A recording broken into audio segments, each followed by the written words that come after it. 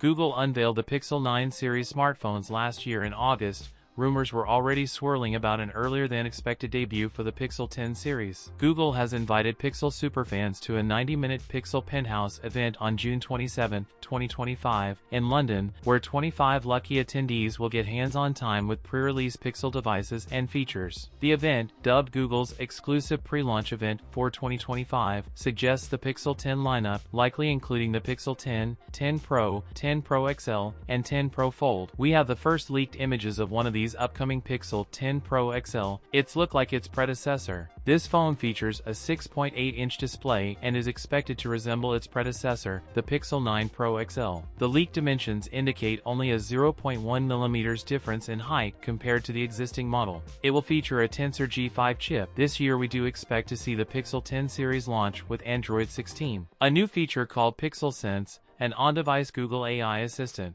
That's it for today's video. If you enjoyed it, don't forget to like, comment, and subscribe for more content. Thanks for watching, and I'll see you in the next one.